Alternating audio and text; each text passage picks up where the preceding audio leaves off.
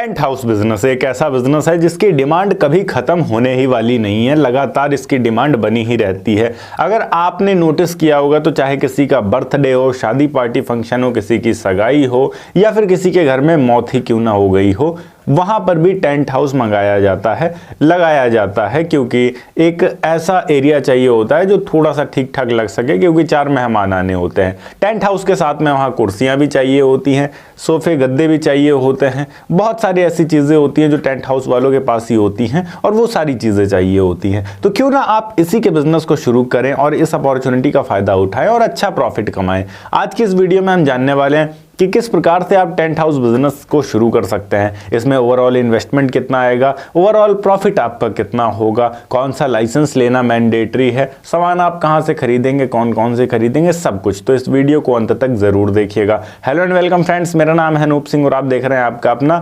YouTube channel. So let's get started. देखिए, यहाँ सबसे पहली चीज की बात करें, अगर आप टेंट हाउस के बिजनेस को शुरू करने जा रहे हैं तो ये इंपॉर्टेंट है कि आप समझ पाए कि टेंट हाउस का बिजनेस काम कैसे करता है, जिसके लिए कई सारे प्राइवेट इंस्टीट्यूशन से जो कोर्स करवाते हैं आप उनसे सीख सकते हैं।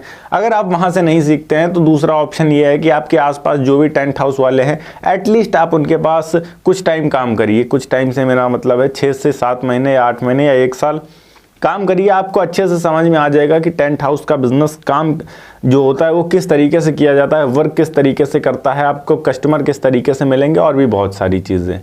यहाँ पर जब आप प्रॉपर एक बार सीख जाते हैं उसके बाद आपको टोटल बिजनेस प्लान बनाना होगा कि आपके एरिया में किस टाइप के टेंट डिज़ाइंस की रिक्वायरमेंट है, उस तरीके का आप सामान लेंगे। एक प्रॉपर लिस्ट बनाएंगे जिसमें सारी चीज़ें लिखेंगे कि क्या क्या आपको लेना है, कितनी कुर्सियाँ लेनी होंगी, कितने गद्दे लेने होंगे, कितने टेंट के लिए पर्दे लेने होंगे, कौन कौन से रॉड्स आपको लेने होंगे, पाइप्स जो होते हैं टेंट के वो कितने बाई कितने के आपको चाहिए। इसके साथ में डिज़ाइन आप किस किस तरीके से बना सकते हैं, उसके लिए कौन कौन से मटेरियल्स लगेंगे। तो ये सारी चीज़ें आपका बिजनेस प्लान के अंदर आने वाला है। एक महत्वपूर्ण चीज़ ये भी आती है कि आप टेंट हाउस के बिजनेस को अगर करने की सोच रहे हैं तो इसको आप अकेले नहीं कर सकते हैं। इसके लिए कम से कम आपके पास 3 से 4 लोगों की एक टीम होनी चाहिए, तब जाकर आप प्रॉपर टेंट हाउस को मैनेज कर पाएंगे। एक गाड़ी भी होनी चाहिए, छोटा हाथी हम कह सकते हैं, टाटा एज, या फिर कोई अगर ऐसी गाड़ी है पिकअप, बुलेरो पिकअप या छोटा हाथी टाइप, तो ये थोड़ा बेहतर रहेगा, क्योंकि आपको टेंट का सामान इधर से उधर लेकर जाना रहा करेगा।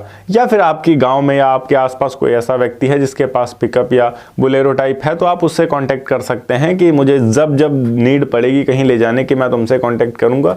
उसके पैसे भी आप उसको देंगे, तब जाकर वो आएगा आपके पास और लेकर जाएगा। अगर आपके पास खुद की गाड़ी है तो ये ज़्यादा बेहतर है, नहीं तो आप शुरुआत में ऐसे भी कर सकते हैं कि किसी और से रेंट पर कह सकते हैं कि ये सामान इधर से उधर छोड़ दो। जब आप अच्छा प्रॉफिट कमाना शुरू कर देंगे उसके बाद आप अपनी गाड़ी भी ले सकते हैं। डॉक्यूमेंटेशन की बात करें तो आपको एक नॉर्मल सा बिजनेस रजिस्ट्रेशन करवाना होगा। अगर आपका टर्नओवर 20 लाख से ऊपर जाता है तो आप जीएसटी भी ले सकते हैं, वरना बिना जीएसटी के भी काम आपका चल जाएगा। बात करें इसमें इन्वेस्टमेंट कितना लगता है, तो इन्वेस्टमेंट के तौर पर यहाँ आप मिनिमम मान के रखिए कि 5 से 8 लाख रुपए का इन्वेस्टमेंट आपका होने वाला है। अगर आप सारा सामान खरीदते हैं जिसमें कुर्सियाँ होंगी, आपके रॉड्स होंगे, पर्दे होंगे, मेज होंगे, पूरा टेंट हाउस का टोटल सामान खरीदने में तकरीबन 5 से 8 लाख रुपए का खर्च यहाँ पर आपका आता है, अगर आप अच्छे से सामान लेते हैं, अच्छे क्वालिटी में लेते हैं। यहाँ पर बात करें प्रॉफिट आप कितना कमा पाएंगे, वो डिपेंड करता है कि आपको कितनी बुकिंग्स मिलती हैं। सीज़न जब आता है तो बुकिंग बहुत दबा के मिलना शुरू हो जाती हैं, आउट सीज़न में थोड़ा कम रहता है। तो जब शादी पार्टियों के सीज़न आते हैं उस सीज़न के अंदर ही आपकी जो कमाई होगी मेन कमाई होगी।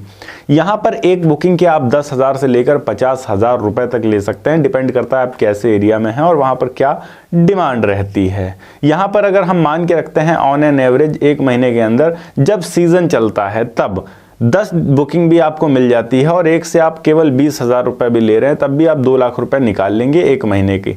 और जो सीज़न है वो कम से कम 3 से 4 महीने तो चलता है, तो आप एक ही सीज़न में अपना सारा इन्वेस्टमेंट निकाल सकते हैं। उसके बाद जो भी होगा वो सिर्फ और सिर्फ आपका प्रॉफिट होगा। काफ़ी अच्छा प्रॉफिट है इस बिज़नेस में, अगर आप थोड़ा मेहनत करते हैं तो काफ़ी अच्छे से काम कर पाएंगे और काफ़ी अच्छा प्रॉफिट भी कमा पाएंगे। अब यहाँ पर आपके पास कस्टमर्स कैसे आएंगे, सबसे बड़ा मुद्दा तो ये आता है। देखिए, कस्टमर लाने के यहाँ पर बहुत सारे ऑप्शन हैं। सबसे पहली चीज़ तो आप अपने घर से अगर इसको शुरू कर रहे हैं तो आप अपने घर से शुरू कर सकते हैं, कोई बड़ी बात नहीं है। अगर शॉप लेकर कहीं पर रेंट पर वहाँ से शुरू कर रहे हैं तो वहाँ से भी शुरू कर सकते हैं। कस्टमर्स को एक एड्रेस चाहिए होगा आपसे कांटेक्ट करने के लिए। वो घर का भी हो सकता है एड्रेस आपके, या फिर किसी शॉप भी हो सकता है। अब यहाँ पर हम बात करते हैं कस्टमर मेनली हमारे पास रीच कैसे करेंगे। तो जहाँ पर भी आप शादी पार्टियों में जाते हैं उनसे कहिए कि अगर आपके रिलेटिव्स में कोई भी है जिसको किसी पार्टी फंक्शन की ज़रूरत है तो हम वहाँ पर टेंट लेकर आ जाएंगे, कोई प्रॉब्लम नहीं है। इसके अलावा यहाँ पर एक ऑप्शन ये है कि जो मैरिज लॉन्स होते हैं, मोस्टली मैरिज लॉन्स तो अपने खुद के टेंट रखते हैं अपने अंदर, बट कुछ ऐसे होते हैं जो ये एक्स्ट्रा खर्चा नहीं करना चाहते हैं, ज़्यादा झंझट उनको लगता है। उनसे आप कांटेक्ट करके रखिए कि अगर आपके वहाँ कोई बुकिंग लगती है तो आप हमें बताइए, हम आपके वहाँ टेंट का पूरा काम करेंगे आकर। तो आप उनके पास भी अपने टेंट की सर्विस दे सकते हैं। इस तरीके से बुकिंग आपको मिलेगी। और वैसे भी जब सीजन चलता है तो मामला इतना पीक पर होता है कि आपका टेंट खाली रहेगा ही नहीं, कहीं ना कहीं बुकिंग लगी रहेगी। ओके गाइस, ये थी एक छोटी सी वीडियो कि किस तरीके से आप टेंट हाउस के बिजनेस को शुरू कर सकते हैं। अगर वीडियो अच्छी लगी है तो वीडियो को लाइक करके चैनल को सब्सक्राइब जरूर कर दीजिएगा। मैं मिलता हूं आपको नेक्स्ट वीडियो में एक नए टॉपिक के साथ। तब तक के लिए जय हिंद, वंदे मातरम।